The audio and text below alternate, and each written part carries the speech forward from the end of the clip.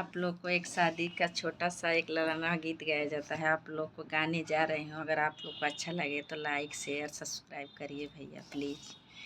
हंसत खेलता रहनी पापा के आंगनवा, अरे ससुरे में बड़ा दुख होला रे ललनवा, अरे ससुरे में बड़ा दुख होला रे ललनवा।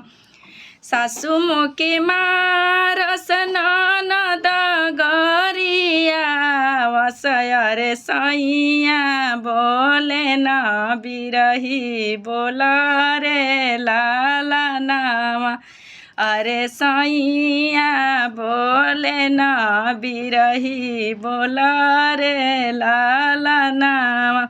रोई रोई बीतेला ससुरे क दिनवा, अरे नैहर कयावेला याद रे ललनवा, अरे नैहर कयावेला याद रे ललनवा।